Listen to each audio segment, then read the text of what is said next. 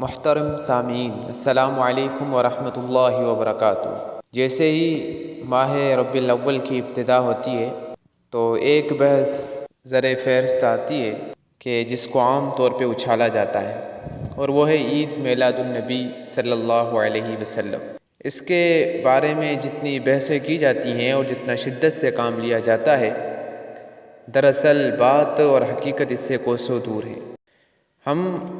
آپ حضرات کے سامنے اس مسئلے کے حوالے سے مختصراً کچھ عرض کریں گے جو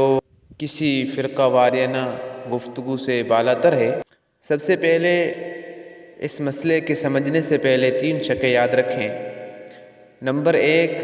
حضور صلی اللہ علیہ وسلم کا میلاد، یعنی آپ صلی اللہ علیہ وسلم کی پیدائش۔ اس بات میں کسی کا اختلاف نہیں، بلکہ مسلمانوں کو تو چھوڑیں، جو غیر مسلم ہیں وہ بھی اس بات کا اقرار کرتے ہیں کہ اللہ کے رسول کی دنیا میں پیدائش ہوئی، اور باقی پیدائش کی تاریخ میں اختلاف رہا ہے، اور وہ اختلاف تاریخ کی کتابوں میں موجود ہے۔ 8 کا بھی قول ہے، 9 کا بھی ہے، 12 کا بھی ہے، لیکن حضور کی پیدائش ہوئی ہے، آپ صلی اللہ علیہ وسلم کی ولادت ہوئی ہے، اس میں کسی کا اختلاف نہیں۔ اور دوسری بات، آپ صلی اللہ علیہ وسلم کی آمد اور اس کو ملانا، یعنی حضور صلی اللہ علیہ وسلم کی ولادت کا ذکر کرنا، تو رسول اللہ صلی اللہ علیہ وسلم کی ولادت کا ذکر کرنا عین عبادت ہے، اسی میں کس کا اختلاف نہیں ہے۔ حضور کا ذکر یہ ثواب کا باعث ہے،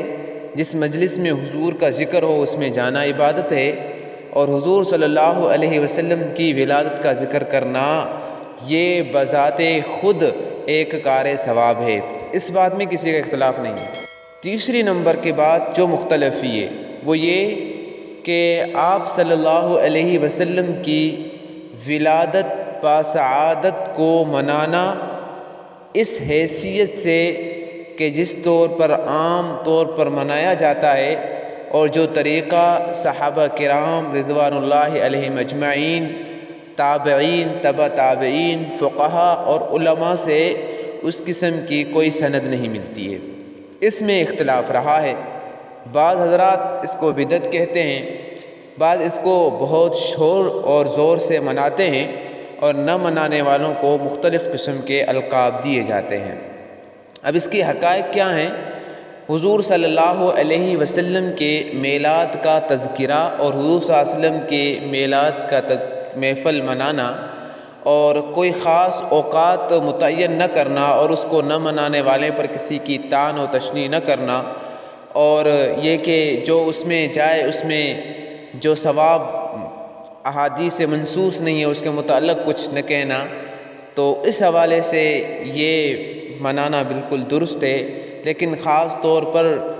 وہ مجالس جن کے اندر اصول شریعہ کا خیال نہیں رکھا جاتا، تو اس کو منانا بالکل جائز نہیں ہے۔ تو بس یہی تھوڑا اختلاف اسی نوع کا ہے، لیکن عام طور پہ اصرار اس بات پہ کیا جاتا ہے کہ ہم اپنی